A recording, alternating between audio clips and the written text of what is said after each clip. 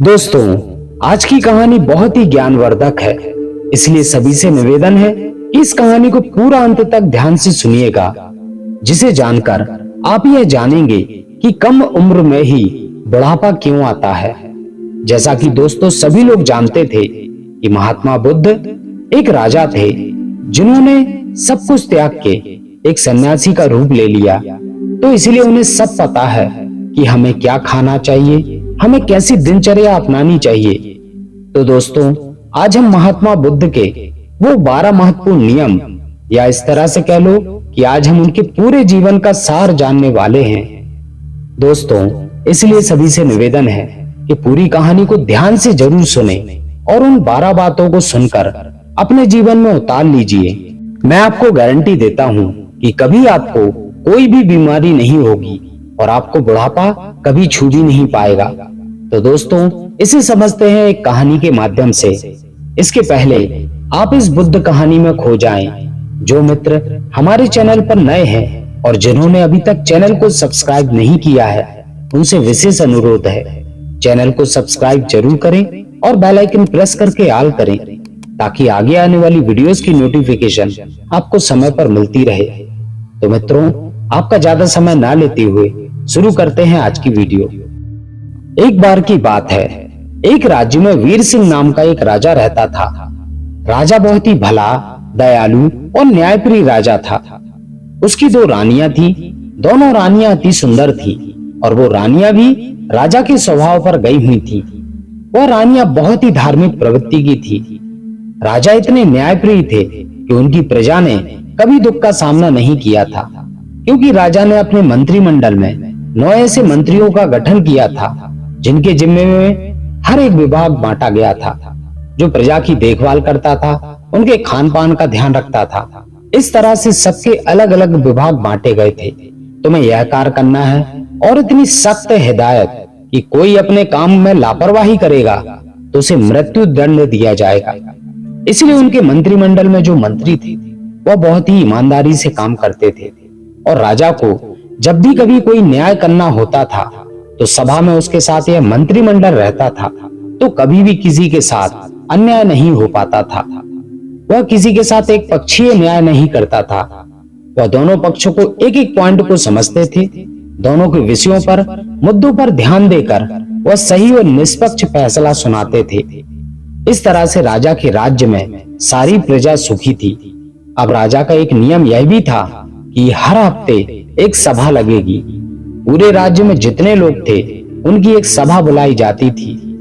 इनके घर में कितना अनाज हो रहा है, किसके घर में खाने को नहीं है, उसे अनाज दिया जाता था। ऐसी एक प्रकार की व्यवस्था थी, तो उनकी सभी प्रजा एकदम सुखी जीवन जी रही थी। तो इसी वजह से उनका राज्य आसानी से चल रहा था। सारी प्रजा सुखी थी, और इसी सुख की वजह से हमेशा सारी प्रजा राजा का गुणगान किया करती थी। ऐसे ही एक दिन सभा चल रही थी। इस सभा में एक किसान और उसकी पत्नी आते हैं और कहते हैं, महाराज, हमारे पास एक बहुत बड़ी समस्या है, कृपया आप हमें हमारी समस्या का समाधान करें। राजा कहते हैं, बताइए क्या बात है। तब किसान कहता है, महाराज, मेरे 2 बेटे हैं। अभी मेरे बेटों की उम्र बहुत कम है। अभी उनकी उम्र ज्यादा से ज्यादा 27 से 28 साल ही होगी, लेकिन वह दिखने में ऐसे लग रहे हैं जैसे उनकी उम्र 60 साल हो गई हो। बाल झड़ते जा रहे हैं, उनका पेट निकलते जा रहा है, बड़े आलसी हैं, कोई काम नहीं करते। हमने अपने हिसाब से इधर उधर इलाज करवाया, लेकिन उसका कोई फायदा नहीं हुआ। तब महाराज कहते हैं, ठीक है, मंत्री को आदेश देते हैं। मंत्री अपने राज्य वैश्य से इस किसान के बेटे का इलाज करवाया जाए। जो भी खर्चा होगा उसे राजकोष से दिया जाएगा। मंत्री ऐसा ही करते हैं। उस किसान के बेटों का इलाज राजकोष के खर्चे से राज्यवैद करते हैं। काफी दिन इलाज चलने के बाद फिर वह किसान सभा में उपस्थित होता है और कहता है कि महाराज, इन्हें अभी तक कोई भी आराम नहीं हुआ। मेरे बेटे जैसे थे वैसे ही हैं। राजा कहते हैं, ठीक है, हम इस पर विचार करेंगे। इस पर विचार चल ही रहा था कि इस राज्य से 2 और लोग आते हैं। पति और पत्नी रोते हुए आते हैं, और वह भी वही बात कहते हैं। समस्या बढ़ती ही जा रही थी। फिर धीरे धीरे सभा चल ही रही थी। कि ऐसे एक एक करके पूरे गांव के आधे से ज्यादा लोग आए। राजा असमंजस में पड़ गया। उन्होंने तुरंत आपातकालीन सभा बुलाई कि सारे राजवैद्यों को बुलाया जाए। दूर दूर से राजवैद्यों को बुलाया जाए और दिखाया जाए कि आखिर ऐसी क्या समस्या है जिसकी वजह से हमारे राज्य के सभी नवयुवक बूढ़े दिखने लगे हैं। इस पर पूरी खोज करें, अनुसंधान करें। राजा का यह सख्त आदेश था। सारे मंत्री जल्द से जल्द इस पर कार्रवाई करें। पूरे राज्य में छानबीन करके सबके घर के पता लगाया जाए इसका क्या कारण है। बाहर से भी वैद्यों को बुलाया जाए। जितने जितने प्रसिद्ध वैद्य थे सारे वैद्यों को बुलाया गया और फिर एक आपातकालीन बैठक की गई। उस आपातकालीन बैठक में सारे राजवैद्यों से विचार विमर्श किया गया। राजा ने सभी राजवैद्यों से कहा, आप लोगों के पास 10 दिन का समय है। इस 10 दिन के समय में पूरे राज्य के हर एक घर की बीमारी का पता लगाइए। ऐसी कौन सी बीमारी है, क्या चीज खाने से यह हो रही है, उसका पता लगाइए। जो भी राजवैद्य इस बीमारी का सही सटीक पता लगा लेगा उस राजवैद्य को पुरस्कार के रूप में मैं एक राज्य दे दूंगा। अब सारे राजवैद्य एकदम से जुट गए। अपने पोथी पत्रा किताब लेकर और घर घर जाकर दिन रात एक करके पूरा 10 दिन छानबीन चलती रही। फिर 11वें दिन राजा की सभा लगती है। उस सभा में सारे राजवैद्य पूरे राज्य के लोग इकट्ठा होते हैं। फिर राजा एक एक करके सारे राजवैद्यों से पूछते हैं। सारे राजवैद्य अपने अपने विचार रखते हैं। महाराज, हमने तो बहुत छानबीन की और छानबीन के हिसाब से औषधि और उपचार भी किया, लेकिन किसी को आराम नहीं लगा। उसमें से एक राजवैद्य खड़ा होता है जो कि बहुत बुजुर्ग था। उसकी उम्र 130 से 135 साल की रही होगी और उसने कहा, हमारा जो अपना निष्कर्ष निकला है, हमारा जो अपना अनुभव कहता है, उस अनुभव के हिसाब से हमें यही लगता है यहाँ के रहन सहन, यहाँ के खान पान में कुछ दिक्कत हो रही है जिसकी वजह से यह सब हो रहा है, लेकिन हमारे पास इसका सटीक जवाब नहीं है। राजा उस बुजुर्ग राजवैद्य की बात को सुनकर असमंजस में पड़ जाता है। 130 साल का बुजुर्ग बता रहा है तो इसका समाधान क्या होगा। कुछ देर बाद वह राजा कहता है, राजवैद्य जी, अब इसका समाधान आप ही बताएंगे, क्योंकि हम 1 महीने से इसके कारण हम खुद बहुत ज्यादा चिंतित हैं। हमारी प्रजा परेशान होती जा रही है और हम भी देख रहे हैं। हम भी इसी सोच में परेशान होते जा रहे हैं। मेरे भी बाल झड़ने शुरू हो गए हैं। हमारे परिवार में महारानियां, राजकुमार, राजकुमारियां जो भी हैं, सबके सब लोग प्रजा की इस समस्या से परेशान हैं। आखिर समाधान तो बताइए।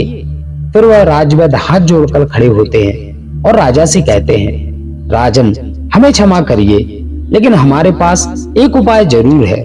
इस समस्या का समाधान एक ही व्यक्ति के पास है। अगर उस व्यक्ति को ढूंढ कर लाया जाए तो आपके राज्य की सारी समस्याएं समाप्त हो जाएंगी, सारी बीमारियां खत्म हो जाएंगी। उनके अलावा इसका समाधान किसी के पास नहीं है। महाराज कहते हैं, राजवैद्य जल्दी बताइए, इस शुभ काम में देरी मत करिए। मुझे जल्दी उस महापुरुष, उस महाज्ञानी का नाम बताइए। हम उन्हें अपने राज्य में आमंत्रित करेंगे। वह राजवैद्य कहता है, क्षमा करें महाराज, हमें उनका पता नहीं है कि वह कहाँ रहते हैं, लेकिन उनका किसी राज्य में उपदेश चल ही रहा होगा।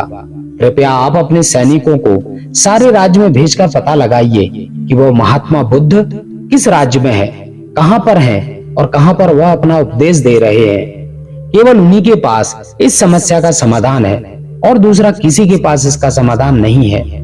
राजा यह बात राजवैद्य के मुंह से सुनते ही अपने 9 मंत्री को बुलाता है जो सबसे काबिल मंत्री थे।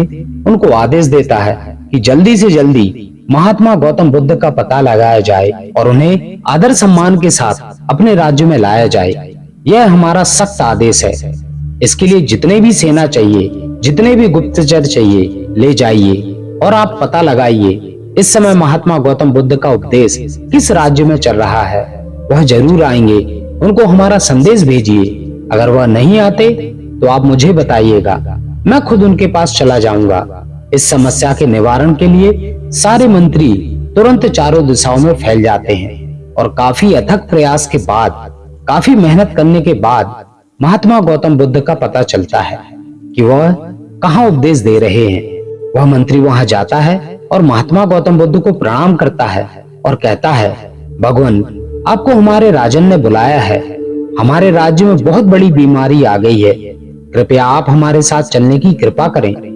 महात्मा गौतम बुद्ध इतने दयालु, इतने हंसमुख थे और उनका तो बस एक ही उपदेश था कि हमारा पूरा भारतवर्ष स्वस्थ रहे, निरोगी रहे, किसी के मन में छल कपट ना हो, कभी कोई दुखी ना हो, सभी लोग हंसते रहें। जैसे ही उन्होंने सैनिक के मुंह से यह सुना तो वह महात्मा गौतम बुद्ध उस मंत्री के साथ राज्य में आने के लिए तैयार हो गए और उनके साथ जो उनके शिष्य थे वह भी आते हैं।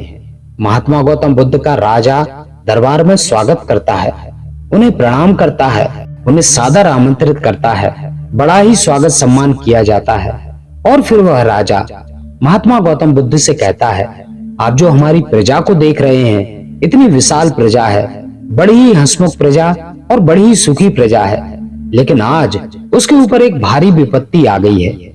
जब इसके ऊपर विपत्ति आ गई तो मान लो हमारे ऊपर भी विपत्ति आ गई है। यह प्रजा नहीं है, यह हमारे परिवार के सदस्य हैं। कृपया आप ही इन सब की समस्याओं का समाधान करें। महात्मा गौतम बुद्ध राजा की प्रशंसा पहले ही सुन चुके थे। राजा की सोच और उसके विचार से महात्मा गौतम बुद्ध प्रभावित होकर मुस्कुराते हैं और राजा से कहते हैं, यह समस्या तो कुछ भी नहीं है, सब ठीक हो जाएगा।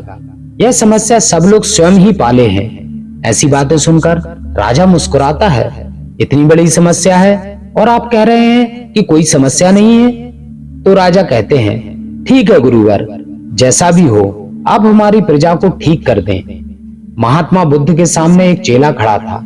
महात्मा बुद्ध उस चेले की तरफ इशारा करते हैं तो चेला कहता है, ठीक है राजा, कल से रोज सुबह 4 बजे आपके राज्य में हमें एक ऐसा खुला स्थान दे दीजिए जहां पर आपके राज्य के सारे लोग एकत्रित हो सकें, जहां खुला वातावरण हो, जहां प्राकृतिक धूप आती हो और जहां प्राकृतिक हवाएं आती हो, सुहावना माहौल हो। वहां पर कल से हमारा 4 बजे से लोगों का उपचार देना शुरू हो जाएगा। लेकिन उससे पहले आप अपने राज्य में एक आदेश लागू कर दीजिए कि सब उस स्थान पर आपकी प्रजा और आप खुद उस स्थान पर सभी लोग उपस्थित होंगे।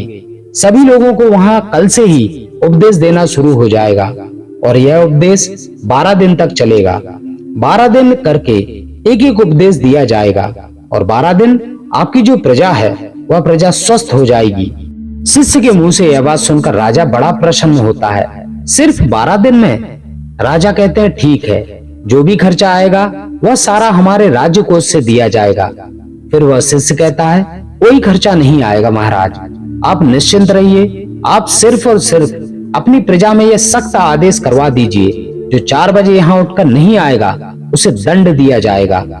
राजा ने यह आदेश लागू कर दिया और कहा, सुबह सबको यहाँ आना है। राजा ने एक बहुत बढ़िया सा स्थान निर्धारित किया और कहा कि कल पूरी प्रजा उसी स्थान पर आएगी, हम भी आएंगे और वहां पर महात्मा बुद्ध के विचार सुनेंगे और जैसे महात्मा बुद्ध कहेंगे हम उसका पालन करेंगे और हमारे सारे गुप्तचर सबके घरों पर निगरानी रखेंगे। जो भी आदेश का पालन नहीं करेगा उसे सभा में दंडित किया जाएगा। यह सारी बातें घोषित करने के बाद पूरी प्रजा महाराजा को प्रणाम करती है और प्रजा कहती है, नहीं महाराज, हम सभी लोग वहां पर उपस्थित होंगे।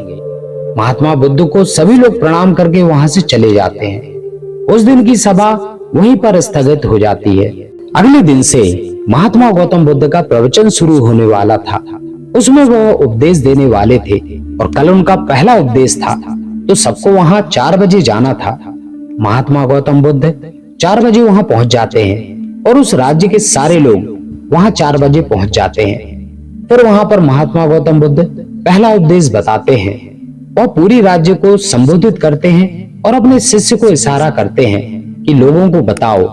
उनका शिष्य खड़ा होता है और कहता है, कल से पूरे राज्य के लोग सुबह 4 बजे उठेंगे। सुबह 4 बजे जो होता है वह ब्रह्म मुहूर्त होता है, इसलिए सुबह 4 बजे सबको उठना है। सब उठने के बाद 2 से 3 गिलास गुनगुना पानी करना है और सबको बैठकर पालती मार के गुनगुना पानी पीना है। वह मिट्टी के बर्तन में पीना है। मिट्टी के बर्तन में पानी घूंट घूंट करके पीना है। इसको जो अनुसरण नहीं करेगा उसे आराम नहीं होगा। महात्मा बुद्ध का पहला उपदेश था, इस उपदेश का सभी को पालन करना है और उसके बाद कल दूसरा उपदेश दिया जाएगा। कल इस उपदेश का सब पालन करके आएंगे। सभा वहीं समाप्त होती है।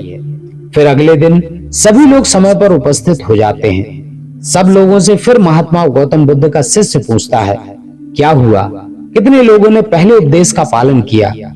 सब लोगों ने हाथ उठाया और सभी ने कहा कि हमने इसका पालन किया है और आज हमें बहुत आराम मिला। हमारा पेट एकदम से सही से साफ हो गया, शरीर एकदम हल्का फुल्का लग रहा है, हम एकदम स्वस्थ लग रहे हैं। तो फिर महात्मा बुद्ध का शिष्य कहता है, अब दूसरा उपदेश जो आपको करना है, सबको टहलने चलना है। यानी कि आज के जमाने से कहें तो सबको मॉर्निंग वॉक करना है। अपनी अपनी उम्र के हिसाब से सबको चलना है और सबको 2 से 3 किलोमीटर चलना है। उसमें जो बच्चे और नौजवान हैं वो दौड़ेंगे और जो सामान्य लोग हैं जिनकी उम्र 40 से 50 साल है वह तेज चलेंगे और चाल जो होगी 1 सेकंड में 1 कदम, लगभग 1 मिनट में 60 कदम चलना है। और जो दौड़ सके वह दौड़ेंगे, लेकिन बहुत तेज नहीं दौड़ना।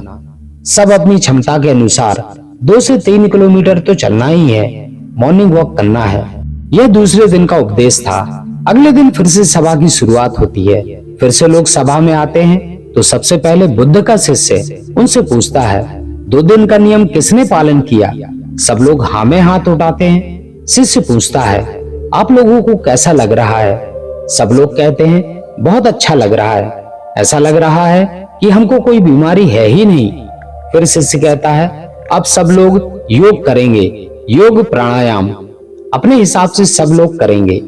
योग प्राणायाम में 2 योग प्राणायाम बहुत जरूरी शामिल हैं, जिसमें कपाल भारती और दूसरा है अनुलोम विलोम।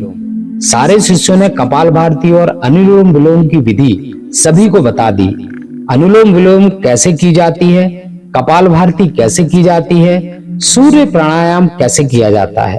सभी लोगों को कम से कम आधा घंटा से लेकर 45 मिनट तक इस प्राणायाम को करना है। अब इस दिन की सभा समाप्त होती है।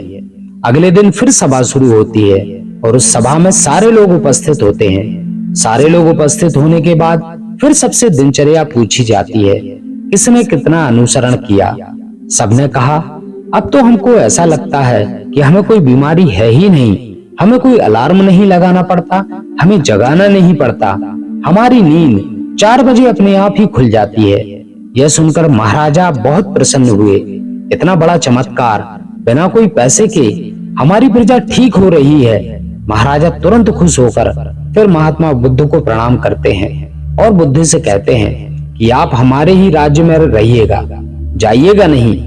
महात्मा गौतम बुद्ध मुस्कुराते हैं, क्योंकि उनका तो काम ही है हमेशा हंसते रहना, क्योंकि वह चिंता नहीं करते।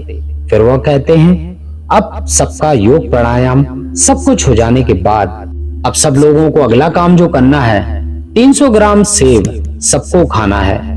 इससे और ज्यादा खा सकते हैं लेकिन कम नहीं। सेब खाने के बाद सब लोग अपना जो भी काम करना है करेंगे। उस दिन का ज्ञान भी समाप्त हुआ, सभा विसर्जित हुई। फिर अगले दिन सभी लोग आते हैं। फिर सबसे पूछा जाता है, किसको कितना आराम हुआ?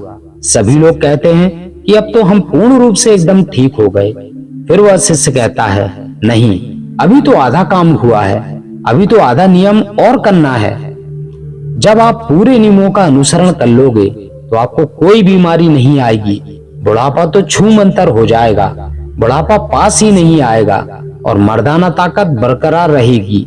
हमारे महात्मा गौतम बुद्ध की तरह सभी के चेहरे पर चमक बनी रहेगी। फिर शिष्य कहता है कि अगला उपदेश है, अब सब जब लोग 7 से 8 बजे तक सेब खा चुके हैं, सेब खाने के 2 से ढाई घंटे के बाद आपको अपनी फुल डाइट लेना है। सबको पूरा भोजन करना है। और खाने में क्या क्या खाना है? शिष्य कहता है, खाने में सबको रोटी खाना है, मल्टीग्रेन रोटी, मिक्स रोटी। वह कहता है, उसमें गेहूं नहीं होगा, गेहूं अच्छा भोजन नहीं है। सवा, जौ, बाजरा, रागी, मक्का और चना, यह 5 चीजों को मिलाकर सबको रोटी बनाना है और सबकी थाली में इसकी ही रोटी होगी। 1 कटोरी दाल होगी, उसमें देसी गाय का घी डला होगा और 1 कटोरी मिक्स सब्जी यानी कि साग होगा। सीजन के हिसाब से जो भी सीजन वाली सब्जी होती है वही खाना है। बिना सीजन वाली सब्जी नहीं खाना, क्योंकि बिना सीजन वाली सब्जी स्टोर की होती है, वह हमेशा नुकसान पहुंचाती है। साग सब्जी जो भी खाना है वह सीजन के हिसाब से ही खाना है। यह सारी चीज खाने के बाद उसके आधा घंटे के बाद आपको एक कटोरी लगभग 200 ग्राम सबको दही खाना है। दही में गुड़ डालकर ही खाना है। जब आप खाना खाकर आधा घंटे के बाद दही में गुड़ डालकर खाओगे तो आपका खाना आसानी से पच जाएगा। दही में लैक्टिक एसिड होता है जो हमारे खाने को पचाता है, हमारे लीवर को मजबूत बनाता है। इतना जो खाएगा उसकी सारी बीमारियां खत्म हो जाएंगी। अब आज का उपदेश यही समाप्त होता है। कल सब इसका अनुसरण करके आएंगे। तब सब लोग खुशी खुशी अपने घर जाते हैं। जैसे उपदेश में बताया गया था सब लोग उसका पालन करते हैं। फिर अगले दिन की सभा होती है। सभी लोग सभा में उपस्थित होते हैं। सबसे पूछा जाता है किसको कितना आराम है। सारे लोग कहते हैं भगवान हमको तो लगता है कि हमें कोई रोग है ही नहीं, कोई बीमारी है ही नहीं। हम तो पूर्ण रूप से ठीक हो गए। हमें तो लगता ही नहीं कि हम कभी बीमार हुए थे। महाराज और खुश हो गए। राजा कहते हैं वाह, ये सब तो खाने से ठीक हो गए। खाने से सबकी बीमारियां ठीक हो गई। धीरे धीरे देखने में ऐसा लग रहा था कि सबका मोटापा भी अपने आप चला जाएगा। तब वह शिष्य कहता है रुकिए, अभी तो और नियम बाकी हैं। अभी तो इतना ही है, आगे और सुनिए। तो वह सबसे पहले यह बताता है आप लोग यह भी ध्यान रखना, खाना और पीना दोनों एक साथ नहीं करना है। या तो खाइए या तो पीजिए। खाने का तात्पर्य है अगर हम पानी पी रहे हैं तो कोई भी तरल पदार्थ ले रहे हैं तो हम उसको खाने के 1 घंटे पहले लें, खाने के 1 घंटे बाद ही लें। खाते समय एक घूंट भी नहीं पीना है और ना ही खाने के बाद हमें तुरंत पानी पीना है। खाना खाने के 1 से 1.5 घंटे बाद ही हमें पानी पीना है। इस बात को ध्यान में रखें। अब से इससे आगे बताता है शाम को क्या नाश्ता लेना है। जैसे सब लोगों ने 10 से 11 बजे तक खाना खा लिया, अब सबको शाम तक भूख लग जाएगी तो शाम को 4 से 5 बजे क्या लेना है। 4 से 5 बजे सबको 1 प्लेट सलाद लेना है और सलाद सबके वजन के हिसाब से होगा। अगर किसी का वजन 50 किलो है तो उसका 5% यानी कि 250 ग्राम। अगर किसी का 60 किलो है तो 300 ग्राम। अगर किसी का 70 किलो वजन है तो 350 ग्राम और अगर किसी का 80 किलो वजन है तो 400 ग्राम सलाद लेना है। और उस सलाद में क्या क्या लेना होगा। सलाद में होगा गाजर, चुकंदर, मूली, टमाटर और उसमें 1 टुकड़ा होगा अदरक का। 3 से 4 लहसुन की कलियां होंगी और उसमें आपको स्वाद के लिए काला नमक डाल सकते हो और भुना हुआ जीरा भी डाल सकते हो। सलाद लेने के पहले भी कुछ पीना नहीं है। जैसे कि पहले बताया है उसे फॉलो करें और अगले दिन आए। तो उस दिन की सभा भी वहीं समाप्त होती है। सब लोग अपने घर जाते हैं और जैसे यह नियम बताए गए थे सब लोग उसका पालन करते हैं। फिर वह अगले दिन की सभा में आते हैं और उनसे पूछा जाता है कि आप लोगों को कैसा लग रहा है, आपका शरीर कैसा लग रहा है। सब लोगों के चेहरे पर मुस्कान और सबके चेहरे जैसे तेज की तरह चमक रहे थे। ऐसा लग रहा था मानो उनकी ढलती उम्र थम सी गई हो। इतना एहसास हो रहा था। फिर राजा खुश होते हैं। प्रजा खुशी खुशी उत्तर देती है। फिर वह राजा महात्मा बुद्ध के चरणों में जाकर प्रणाम करते हैं और कहते हैं धन्य है भगवान, आपने तो सबके खाने से ठीक कर दिया। तब वह शिष्य कहता है महाराज रुकिए, अभी तो और सारे नियम बाकी हैं। जब मैं पूरा उपदेश बता दूंगा तो हमारे भगवान की तरह कोई भी बीमार नहीं रहेगा, कभी किसी को बुढ़ापा नहीं आएगा। राजा कहते हैं जल्दी बताइए गुरुवर, जल्दी बताइए, हमें सारे उपदेश सुनने की बड़ी इच्छा है मन में। मैं भी अपने आप को ऐसा महसूस कर रहा हूँ कि जैसे मुझे कोई बीमारी नहीं है और मैं 16 साल का हूँ। फिर शिष्य कहता है अब रात को क्या करना है। सबको जो रात का खाना है उसे सूर्य डूबने से पहले सब लोगों को खा लेना है, क्योंकि हमारे पेट पर जब सूर्य की रोशनी पड़ती है तब हमारी जठराग्नि जो होती है, हमारा अग्नाशय, वह ज्यादा काम करता है। जब धीरे धीरे सूर्य की रोशनी कम होने लगती है तो जठराग्नि काम करना बंद कर देती है। इसलिए हमारे जो ऋषि मुनि लोग होते थे वो सूर्य डूबने से 1 घंटे पहले खाना खा लेते थे। तो इसके 2 फायदे हैं। जब आप सूर्य डूबने से पहले खाना खा लेंगे तो आपका सारा खाना पच जाएगा और जब आप सोने जाएंगे तो 3 से 4 घंटे में आपका खाना पूर्ण रूप से अच्छी तरह से पच जाएगा। इसका एक फायदा तो यह है कि आपकी नींद बढ़िया आएगी। अगर आप लेट खाना खाते हो तो अपने जीवन को बिगाड़ लेते हो, जिसकी वजह से आपको जल्दी नींद नहीं आएगी। आपके पेट में अच्छी तरह से खाना डाइजेस्ट नहीं होगा, पचेगा नहीं। इससे आपको गैस एसिडिटी बनेगी। इसलिए आपको सूर्यास्त से 1 घंटे पहले रात का खाना खा लेना चाहिए। और खाने में क्या क्या खाना है? वही मल्टीग्रेन रोटी और साग सब्जी सीजन के हिसाब से, बस 2 चीज। और खाना कितना खाना है? नाम मात्र का, यानी कि हल्का खाना खाना है, जिससे लगे कि आपने खाना खाया ही नहीं।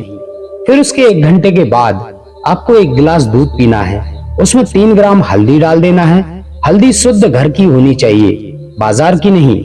उसे उबालकर फिर ठंडा हो जाए, फिर आपको पीना है।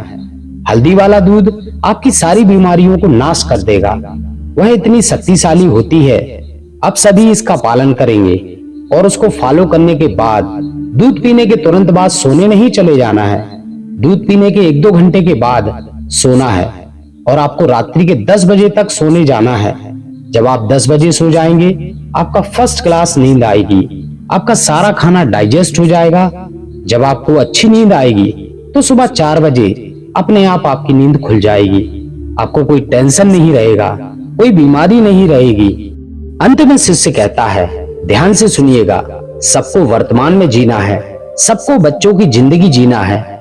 जैसे जो छोटे बच्चे होते हैं, उन्हें कोई टेंशन नहीं होती कि मेरे मम्मी पापा का पड़ोसी से झगड़ा हो गया, पड़ोसी का पापा से झगड़ा हो गया, उसे कोई मतलब नहीं, मेरे घर में खाना है या नहीं।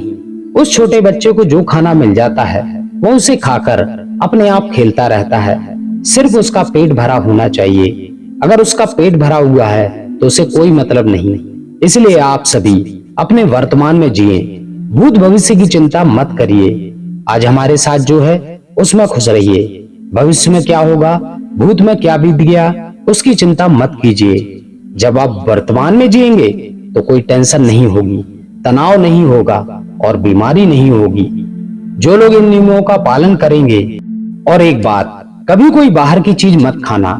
जो खाना अपने घर का बना हुआ शुद्ध खाना खाना, क्योंकि बाहर की चीजों में मिलावट बहुत ज्यादा होती है। तो यह हुआ आज का पूरा उपदेश। इस उपदेश का जो पालन करेगा वह कभी बूढ़ा नहीं होगा, उसे कभी बीमारी नहीं होगी। यह नियम सब पालेंगे। फिर 1 महीने के बाद यहाँ पर एक सभा लगेगी और सब सभा में उपस्थित होंगे। समय बीतता गया और 1 महीना हुआ। फिर 1 महीने के बाद महात्मा बुद्ध महाराज के पास पहुंचे। उनके दरबार में पहुंचते हैं। महाराज दौड़कर उनका स्वागत सत्कार करते हैं और कहते हैं, आइए गुरुवर, यह तो आपका ही राज्य है। महात्मा बुद्ध मुस्कुराते हैं, बताइए राजन, आप लोग कैसे हैं, आपकी प्रजा कैसी है? राजन कहते हैं, भगवान, आपने जो उपदेश दिया है, हमारी पूरी प्रजा ऐसी दिखने लगी है कि जो 60 साल के थे ऐसे लग रहे हैं कि वे 15-20 साल के हो गए हों। सबकी ढलती हुई उम्र रुक गई है। सब लोग पूरी तरह से स्वस्थ हैं। हमारे राज्य वैद्य लोग तो बैठकर आराम कर रहे हैं। उन्हें तो कोई दवा करने की जरूरत ही नहीं है। सब लोग अपने आप तंदुरुस्त हैं। हमारी प्रजा भारी खुश है। मैं यही चाहता हूँ कि कल हमारी प्रजा आपके दर्शन करे।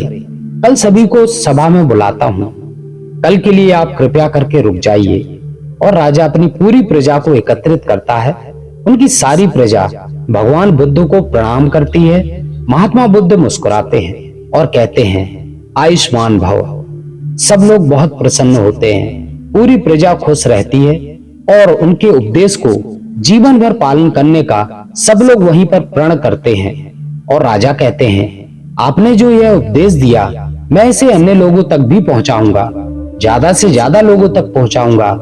राजा और प्रजा के मुख से यह बातें सुनकर भगवान गौतम बुद्ध बेहद खुश होते हैं और फिर महात्मा बुद्ध वहां से चले जाते हैं। तो दोस्तों, उम्मीद है आपको हमारा आज का वीडियो पसंद आया होगा और आपने इस कहानी के माध्यम से बहुत कुछ सीखा भी होगा। तो मैं उम्मीद करता हूँ कि आप इन बातों को अपने जीवन में उतारने का प्रयास करेंगे। मैं आपको गारंटी देता हूँ कि आपको कभी कोई बीमारी नहीं होगी और ना ही आपको कभी बुढ़ापा आएगा। तो दोस्तों, वीडियो के अंत तक बने रहने के लिए आपका बहुत बहुत धन्यवाद। वीडियो को लाइक करें और अपने प्रियजनों में शेयर करें। और जो मित्र हमारे चैनल पर नए हैं और जिन्होंने अभी तक चैनल को सब्सक्राइब नहीं किया है, उनसे अनुरोध है, चैनल को सब्सक्राइब जरूर करें और बेल आइकन प्रेस करके ऑल करें ताकि आगे आने वाली वीडियोस की नोटिफिकेशन आपको समय पर मिलती रहे। तो दोस्तों, इस कहानी में बस इतना ही। मिलते हैं किसी अन्य कहानी में, तब तक अपना ख्याल रखें।